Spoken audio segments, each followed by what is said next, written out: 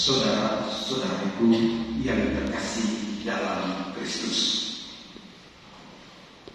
Dalam sabdanya hari ini, Tuhan Yesus mengajarkan tentang konsekuensi karya misinya terhadap pengikutnya. Orang yang mau mengikuti Tuhan harus melupakan kepentingan dirinya sendiri, kemudian memikul salibnya dan terus mengikutinya.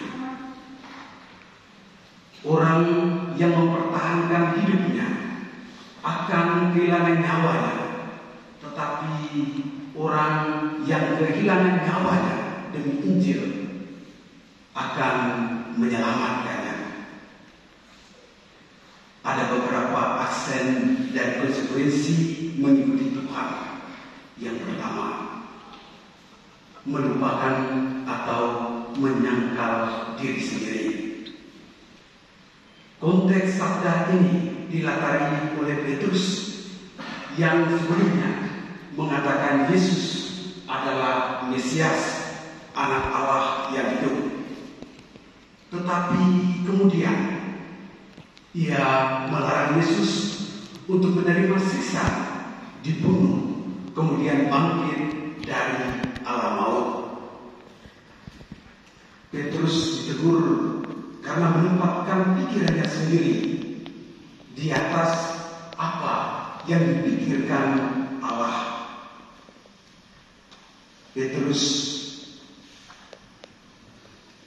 menyangkal dirinya sendiri. Petrus dia belum menyangkal dirinya sendiri. Penyangkalan diri artinya kita memposisikan kehendak Allah dari keinginan pribadi kita. Hal ini tidak gampang dalam perwujudannya, karena seringkali kita gagal memisahkan keduanya, antara keinginan dan kehendak pribadi dengan kehendak Tuhan. Itu kurang jelas didistingsikan. Pernah ada suatu pengalaman, seorang frater mengambil keputusan untuk meninggalkan biara dan tidak mau melanjutkan panggilannya. Alasannya bahwa ia mau membantu keluarga. Ia ingat orang tua dan adik-adiknya yang masih sekolah. Frater berpikir bahwa mereka sedang susah dan mungkin akan susah ke depan. Ia memutuskan untuk mundur dari pembiara. Lalu tak sengaja berjumpa dengan orang tuanya dan sedikit bercerita tentang anaknya yang mantan frater itu. Lalu kemudian berkisah tentang kenapa fraternya mengambil keputusan demikian atau keluar dari pembiara. Dan orang tuanya merespon bahwa kami ini selalu ingat dia dalam doa supaya dia terus mencintai dan melanjutkan panggilannya. Di tempat kami ada kelompok doa panggilan, dan tiap minggu kami doa khusus bagi orang-orang yang terpanggil ini, berlutut di lantai tanpa alas kaki, alas lutut. Demi anak dan panggilannya, kami rela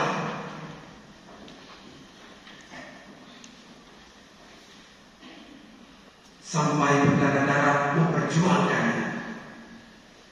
Masa alasannya demikian? Saudara, ini salah satu ketidakjelasan mana kehendak Allah dan mana pikiran dan keinginan pribadi. Dan pada akhirnya orang mengambil keputusan terlalu prematur. Ia belum bisa menyangkal diri, karena memang ketakutan akan bayang-bayang yang diciptakan dari dirinya sendiri, seolah-olah sudah ada bukti di masa depan.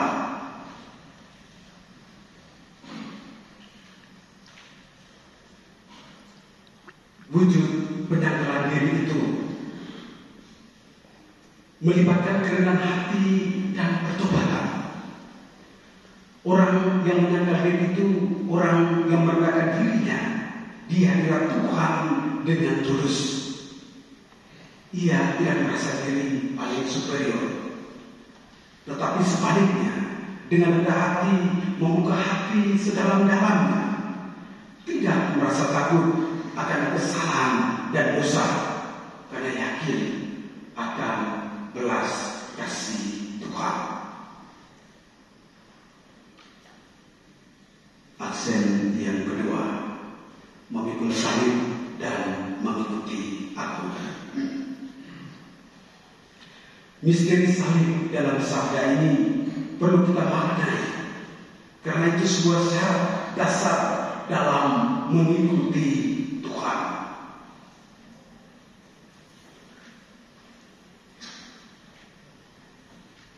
Memikul salib itu sama dengan memikul penderitaan dan kesusahan.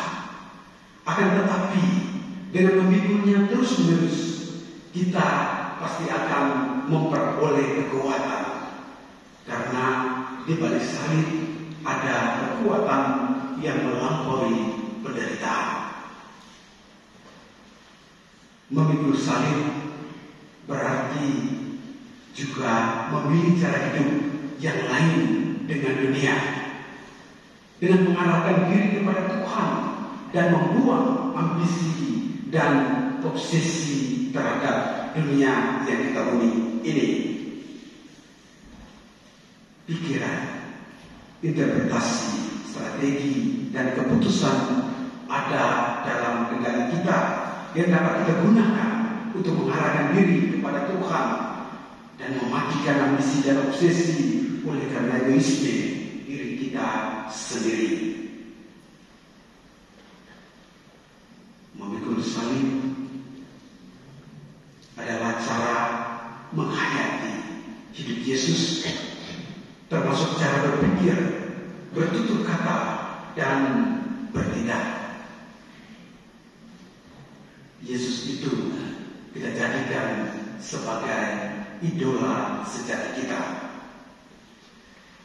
Bukan seperti fenomena kultus individu yang seringkali hadir dalam realitas kehidupan kita.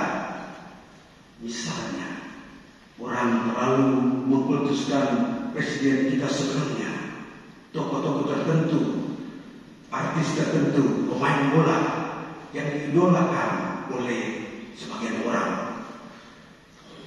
Lalu kemudian mereka kecewa karena mereka melihat ada kesalahan dan tidak sesuai dengan ekspektasi kita lagi. Dalam Tuhan tidak ada yang dikecewakan. Saudara-saudara, dalam masa prapaskah ini kita perlu merefleksikan dan kembali menegaskan komitmen panggilan kemuridan kita lewat penyangkalan diri, jalan salib via Dolorosa dalam mengikuti Tuhan. Sangkal diri dan jalan salib memang harus kita tempuh saat ini, dan itu mengarah pada dimensi eskatologis sebagai pintu masuk pada kehidupan kekal. Pertanyaannya, kira-kira sejauh mana kita memaknai ziarah pemuridan kita lewat penyangkalan diri